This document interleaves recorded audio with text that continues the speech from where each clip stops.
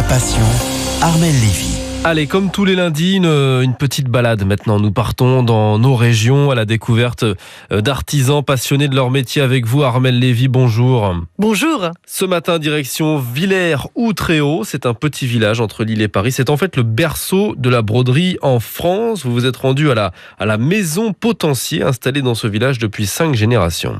Bonjour Armelle, alors je vais vous présenter notre métier de brodeur. Corentin a rejoint l'entreprise familiale il y a 4 ans, mais c'est son arrière-arrière-grand-père qui a fondé la maison Potentier en 1883. L'entreprise s'est rapidement spécialisée dans la création de broderies pour le prêt-à-porter et pour la lingerie-corsetterie. C'est vrai que c'est un métier intéressant parce qu'en broderie, on s'ennuie jamais et c'est toujours différent. Parce qu'on va jouer avec beaucoup de matières différentes, beaucoup de supports et là on va faire ce qu'on a envie et ce qu'on rêve. Et notre métier, c'est justement de réaliser les rêves de nos clients. Grâce à eux, on peut continuer de développer ces savoir-faire-là et ça c'est super. Aujourd'hui, la maison Potentier brode pour les plus grandes marques de haute couture françaises. On va dire que chez nous, il y a environ 15 métiers dans le métier de brodeur. Parce que ça va de la création, du départ, de l'esquisse. Parce que le métier de brodeur, c'est de sublimer une matière. On va prendre une matière, on va venir l'agrémenter de fils et donc construire une histoire sur un support. Et donc le premier métier, c'est le métier d'esquisseur. C'est celui qui va dessiner et créer le dessin. Après, il va y avoir l'artisan qui va programmer, piquer. C'est parce que comme c'est un chemin que va faire le fil sur un support, il va falloir que le programmateur construise justement la partition qu'on va mettre après dans la machine, c'est-à-dire le métier à broder, qui elle va jouer la partition et faire la broderie. Il a suivi quelle formation, Corentin ? Il a fait une école de commerce, mais c'est lors d'un stage au Canada qu'il a eu le déclic. C'est à Montréal où je me suis rendu compte qu'on avait un gros savoir-faire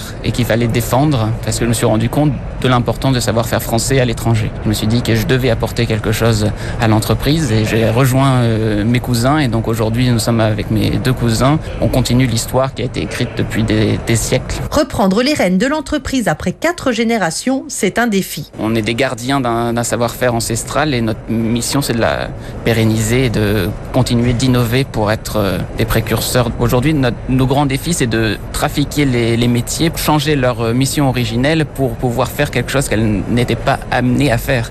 Et donc ça c'est la main de l'homme avec la machine qui va continuer d'écrire l'histoire. C'est super, c'est une équipe, c'est chouette. Aujourd'hui, ils sont 60 dans l'entreprise, 60 gardiens du savoir-faire français, mais brodeur, c'est un métier d'avenir. Pourquoi ? Parce qu'il évolue en permanence et donc pour moi, oui, et ça s'arrêtera jamais. On aura toujours l'envie, le besoin d'apporter et de sublimer une matière. La maison Potentier est reconnue entreprise du patrimoine vivant. Et elle le mérite. Merci beaucoup, Armelle, et on vous dit à la semaine prochaine pour une nouvelle découverte. À lundi prochain.